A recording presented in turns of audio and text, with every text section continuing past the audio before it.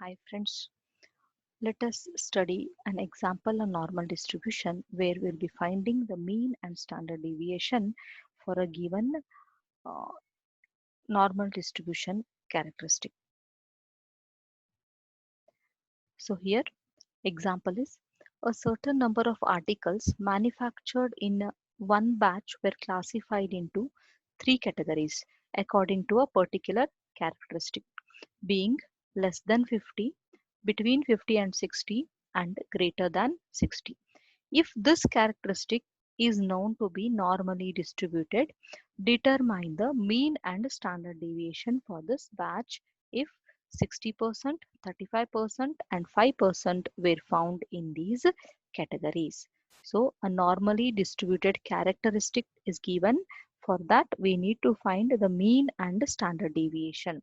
Given here, the characteristic, the articles being less than 50 for one particular characteristic, it is 60%. So I'll write it as probability that x is less than 50 is 0.6. Next, it is given the articles lying between 50 to 60% is 60 is 35%. That is probability that x lies between 50 and 60. It is 35%, that means 0.35. And lastly, one more data is probability that uh, x is greater than 60 is 5%, that means it is 0.05. Now these are the normal variates. We'll standardize it while taking z equal to x minus mu by sigma, but we don't know the values of mu and sigma and we need to find them. Now takes the values here 50 and 60. Those are the two values. So let us put x as 50 here, then say that z is equal to 50 minus mu by sigma as some value z1. Similarly, let us put one more value of x, that is 50, and say this function z equal to 60 minus mu by sigma as z2. Thus we have probability that x is less than 50 is 0.6. This implies that probability that z is less than z1, because when x is 50, z will take the value z1. So probability that z is less than z1 is 0.6. Now let us take a value z1 in under the normal curve here.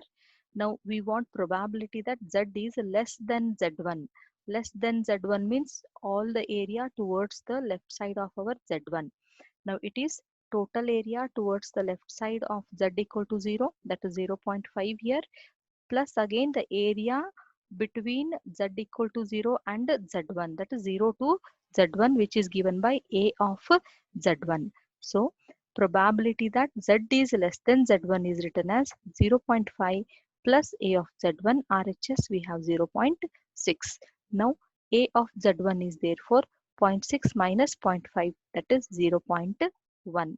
Now a of z1 is 0.1. Area for some value of z1 is 0.1. We need to find what is that z1 from the table. For some value, we have the area as 0.1. Now that value 0.1 we can see here, it is for 0.26.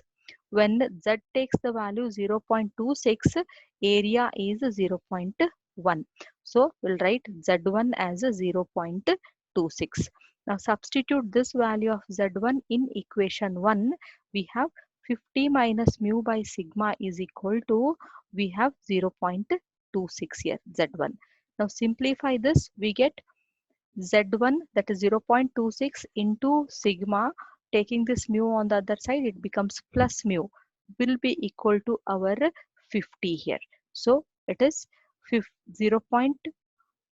Where it is mu plus 0.26 sigma will be equal to 50. Let us call this equation as 3. Now consider the other probability. Probability that x is greater than 60 is 0.05. Now when x is 60, we have seen already z takes the value z2. So probability that x is greater than 60 is 0.05. It implies that probability that z is greater than z2 is 0.05.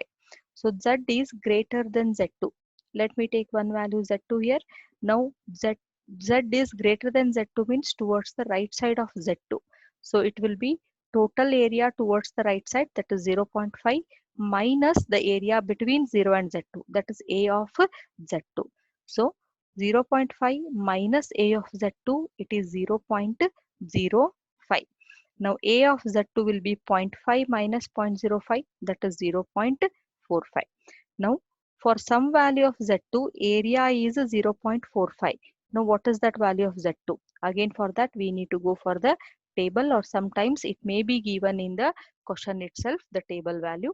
Now here it is not given. Let us check it. A of Z2 is 0.45. Now 0.45, either we can go it here or we can go for this value.